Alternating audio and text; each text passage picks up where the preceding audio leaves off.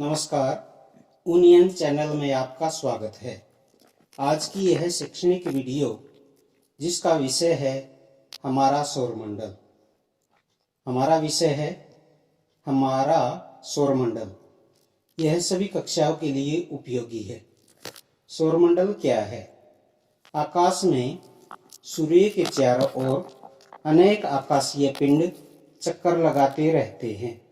इन पिंडों को सूर्य का परिवार या सौरमंडल कहा जाता है। इसमें 8 ग्रह, 63 उपग्रह, क्षुद्रग्रह, उल्कापिंड व धूमकेतु आदि शामिल है। हाँ, इनकी संख्या घटती बढ़ती रहती है। पौराणिक रोमन कहानियों में सोल सूर्य देवता को कहा जाता है। अतः सौर शब्द का अर्थ सूर्य से संबंधित है। खगोलीय पिंड। खगोलीय पिंड क्या है? सूर्य, चंद्रमा तथा वे सभी वस्तुएं जो रात के समय आसमान में चमकती हैं खगोलीय पिंड कहलाती हैं। ऐसे ही तारों, ग्रहों और अन्य आकाशीय पिंडों का अध्ययन करने वाले विज्ञान को खगोल विज्ञान कहते हैं। और जो लोग खगोलीय पिंडों एवं उनकी गति के संबंध में अध्ययन करते हैं वे खगोल शास्त्री कहलाते हैं। भारत के प्रसिद्ध खगोल शास्त्री आर्यभट्ट थे। कुछ खगोल पिंड बड़े आकार वाले तथा गर्म होते हैं। ये गैसों के बने होते हैं। इनके पास अपनी ऊष्मा तथा प्रकाश होता है जिसे वे बहुत बड़ी मात्रा में उत्सर्जित करते हैं। इन खगोलीय पिंडों को तारा कहते हैं। सूर्य भी एक तारा है। रात के समय चमकते हुए अनगिनत तारे सूर्य के समान ही हैं, लेकिन हमसे बहुत अधिक दूर होने के कारण हम लोग उनकी ऊष्मा या प्रकाश को महसूस नहीं करते हैं तथा वे अत्यंत छोटे दिखाई पड़ते हैं। अतः दूरी या अधिक ऊंचाई पर दिखाई देने वाली वस्तुएं छोटी दिखाई देती हैं। रात्रि में आसमान की ओर देखते समय आप तारों के विभिन्न समूहों द्वारा बनाई गई विविध आकृतियों को देख सकते हैं। ये नक्षत्र मंडल या तारामंडल कहलाते हैं।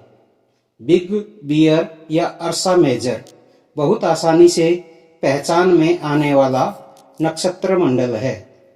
ऐसे ही सप्तऋषि यह 7 तारों का समूह है जो नक्षत्र मंडल अर्सा मेजर का ही भाग है। इसी सप्तऋषि की सहायता से ध्रुव तारे की स्थिति को जान सकते हैं। यदि हम सप्तऋषि मंडल के संकेतक तारों को आपस में मिलाते हुए एक काल्पनिक रेखा खींची जाए व उसके आगे की ओर बढ़ाया जाए तो यह ध्रुव तारे की ओर इंगित करेगी।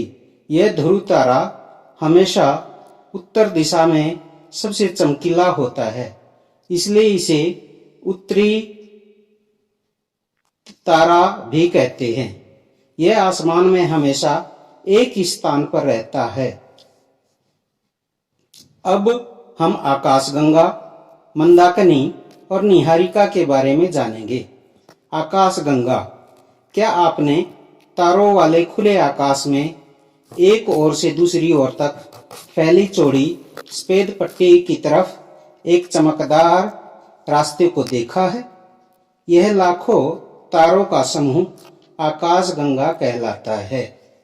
यह लाखों तारों का समूह आकाशगंगा कहलाता है, जिसे अंग्रेजी में मिल्की वे भी कहते हैं। दूसरा, मंदाकिनी। करोड़ों तारों के समूह को मंदाकिनी या गैलेक्सी कहते हैं। इस प्रकार लाखों आकाशगंगाएं या गैलेक्सी मिलकर ब्रह्मांड का निर्माण करती हैं। ब्रह्मांड की विशालता की कल्पना करना अत्यधिक कठिन है। वैज्ञानिक अभी भी इसके बारे में अधिक से अधिक जानकारी एकत्र करने में जुटे हैं। इसके आकार के संबंध में कोई जानकारी नहीं है। फिर कोई आपसे प्रश्न पूछे कि ब्रह्मांड क्या है, तो इसका उत्तर होगा ब्रह्मांड क्या है, इसका उत्तर होगा आकाश में विद्यमान सभी तारों, ग्रहों, उपग्रहों, धूल कणों अथवा गैसों के समूह को ब्रह्मांड कहते हैं।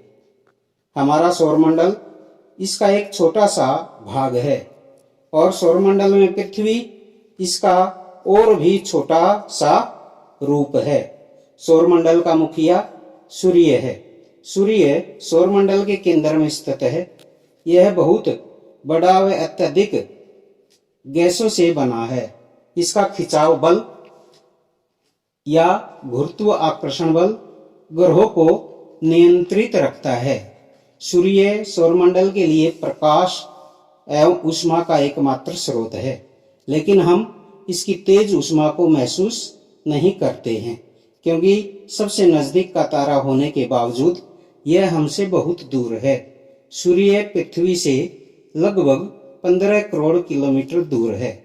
अब आप सोचेंगे कि सूर्य से पृथ्वी की दूरी कैसे माप सकते हैं? इसका उत्तर है प्रकाश गति से। प्रकाश की गति लगभग 3 लाख किलोमीटर प्रति सेकंड है। अब आपको ज्ञात है कि सूर्य के प्रकाश को पृथ्वी तक पहुंचने में 8 मिनट लगते हैं और 8 मिनट को 480 सेकंड से गुणा करेंगे तो 4 करोड़ 40 लाख किलोमीटर आएगा। अब हम सौरमंडल के 8 ग्रहों पर चर्चा करेंगे।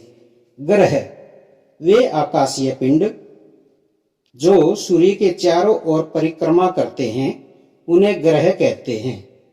ये 2 प्रकार के होते हैं। नंबर 1 प्राकृतिक ग्रह और नंबर 2 कृत्रिम उपग्रह। सूर्य से ऊष्मा तथा प्रकाश प्राप्त करते हैं। ये 2 प्रकार के होते हैं। पहले 4 ग्रह बुध, शुक्र, पृथ्वी, मंगल को आंतरिक ग्रह कहते हैं, जो सूर्य के नजदीक हैं और ये चट्टानों से बने हैं। अगले 4 बृहस्पति, शनि, यूरेनस, नेपच्यून बाह्य ग्रह कहलाते हैं, जो सूर्य से बहुत दूर हैं और बड़े आकार के हैं। ये गैस और तरल पदार्थों से बने हैं। अब सूर्य से दूरी के अनुसार ग्रहों के नाम इस प्रकार हैं। नंबर 1 बुध, ये सूर्य के सबसे निकट है। यह बहुत गर्मी है। यह ग्रह सबसे छोटा है। यह 88 दिन में सूर्य के चारों ओर चक्कर पूरा करता है और 59 दिन में अपने अक्ष के चारों ओर चक्कर पूरा करता है। नंबर 2 शुक्र, इस ग्रह का आकार पृथ्वी जितना है। यह सूर्य का परिक्रमण 255 दिन में व अपने अक्ष का घूर्ण 243 दिन में पूरा करता है। इसे पृथ्वी का जुड़वा ग्रह भी कहा जाता है। यह सबसे चमकीला ग्रह भी है। नंबर 3 पृथ्वी, इसे सौरमंडल का सबसे अद्भुत ग्रह कहा जाता है। सम तापमान, ऑक्सीजन तथा जल की उपलब्धता के कारण इस पर जीवन संभव है। ये सूर्य से दूरी के हिसाब तीसरा और आकार में 5वां बड़ा ग्रह है। हमारी पृथ्वी गोलाकार नहीं, यह ध्रुवों के पास थोड़ी चपटी और मध्य में उभरी है। यही कारण है कि इसके आकार को भू-आब कहा जाता है। भू-आब का अर्थ है पृथ्वी के समान आकार। भू-आब का अर्थ है पृथ्वी के समान आकार। अंतरिक्ष से देखने पर पृथ्वी नीले रंग की दिखाई पड़ती है, क्योंकि इसकी 2/3 सतह पानी से ढकी है, इसलिए इसे नीला ग्रह कहा जाता है। इसका परिक्रमण काल 365/1/4 दिन व घूर्ण काल 1 दिन है। इसका उपग्रह एक चंद्रमा है। नंबर 4 मंगल। मंगल, इसका परिक्रमण 687 दिन व घूर्ण काल 1 दिन है। इसके उपग्रह 2 हैं। ये सूर्य से 22 करोड़ 67 लाख किलोमीटर दूर है। नंबर 5 बृहस्पति, यह सबसे बड़ा ग्रह है। इसका परिक्रमण 11 साल 11 महीने व घूर्ण काल 9 घंटे 56 मिनट है। इसके उपग्रह 16 हैं। नंबर 6 शनि। शनि, इसके चारों ओर वलय या छल्ले होते हैं। इसका परिक्रमण 29 वर्ष 5 महीने व घूर्ण काल 10 घंटे 40 मिनट है। इसके उपग्रह 18 हैं। नंबर 7 यूरेनस, जिसे अरुण भी कहते हैं। इसकी खोज 1781 में हुई। इसका परिक्रमण काल 84 साल व घूर्ण काल 17 घंटे 14 मिनट है। इसके उपग्रह 17 हैं। यह पृथ्वी से 15 गुना भारी है। यूरेनस पृथ्वी से 15 गुना भारी है। नंबर 8 वरुण, जिसे नेपच्यून कहते हैं। इसकी खोज 1846 ईस्वी में हुई। इसका परिक्रमण काल 164 साल व घूर्ण काल 16 घंटे 17 मिनट है। इसके उपग्रह 8 हैं। अब हम करते हैं कक्षा। कक्षा क्या है? कक्षा किसे कहते हैं? सौरमंडल के सभी 8 ग्रह सूर्य की परिक्रमा दीर्घवृत्ताकार पथों में या एक निश्चित मार्ग पर करते हैं। इन्हें कक्षा कहा जाता है। उपग्रह, ग्रहों के उपग्रह होते हैं। उपग्रह वे आकाशीय पिंड जो ग्रहों के चक्कर लगाते हैं उपग्रह कहलाते हैं। ये 2 प्रकार के होते हैं। नंबर 1 प्राकृतिक उपग्रह, नंबर 2 कृत्रिम उपग्रह।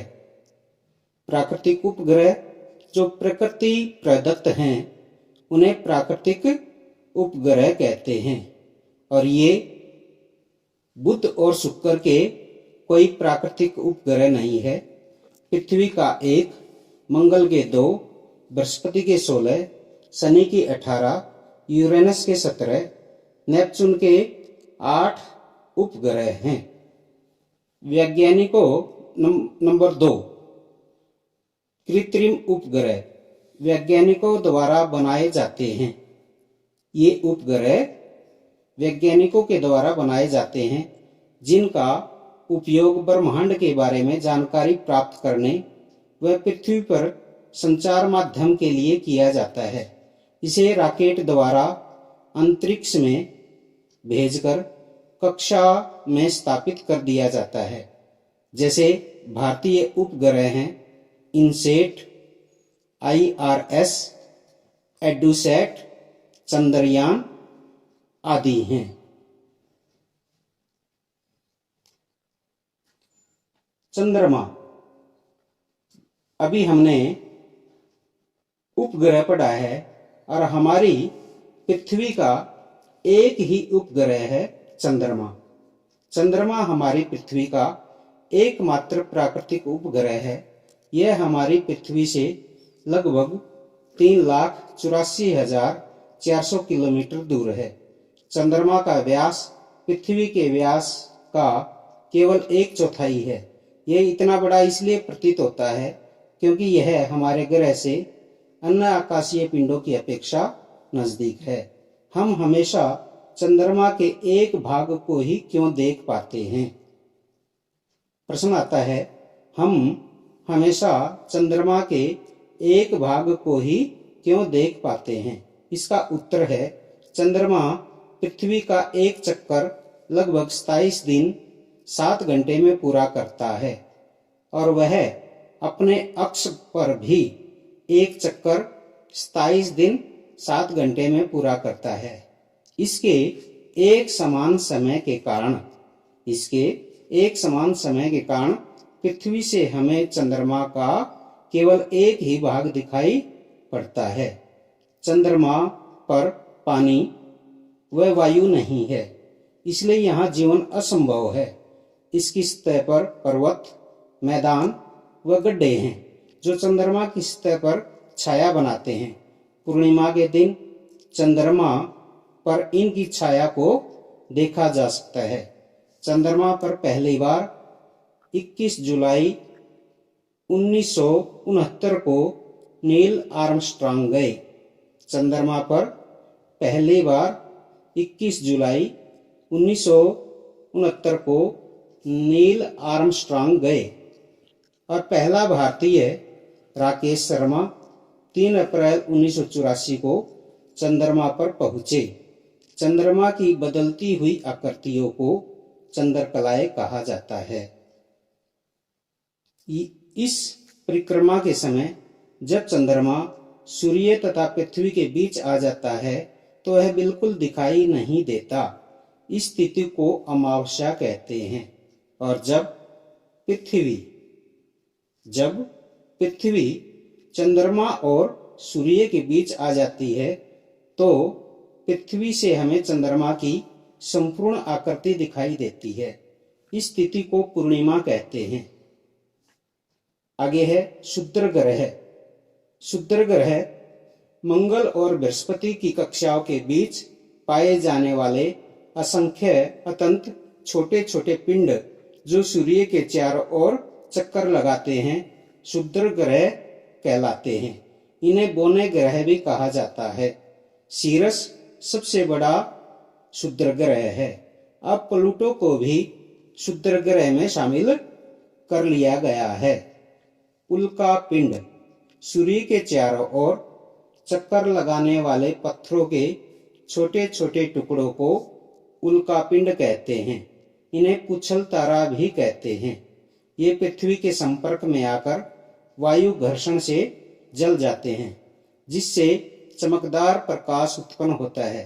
कभी कभी कोई उल्का पूरी तरह जले बिना पृथ्वी पर गिरती है जिसे धरातल पर गड्ढे बन जाते हैं। धूमकेतु कई सालों में एक बार दिखाई देते हैं। हेलिज धूमकेतु तो 76 वर्ष के अंतर पर दिखाई देता है। यह अंत में 1986 में दिखाई दिया था जो आगामी वर्ष 2062 में दिखाई देगा। ऐसे ही है उल्काएं। उल्काएं टूटते हुए तारों को उल्काएं कहते हैं। अंतिम शब्द है निहारिका। निहारिका वैज्ञानिकों का मत है कि सूर्य तथा ग्रहों का निर्माण एक घूमते हुए गैसों के बादल से हुआ। वैज्ञानिकों का मत है सूर्य तथा ग्रहों का निर्माण एक घूमते हुए गैसों के बादल से हुआ। इस बादल को नेबुला या निहारिका कहते हैं। अब इस पाठ के कुछ प्रश्न करेंगे जैसे सौरमंडल, खगोलीय पिंड क्या हैं, ग्रह और तारों में अंतर बताओ, सूर्य से दूरी के अनुसार ग्रहों के नाम बताकर इनका वर्णन करेंगे।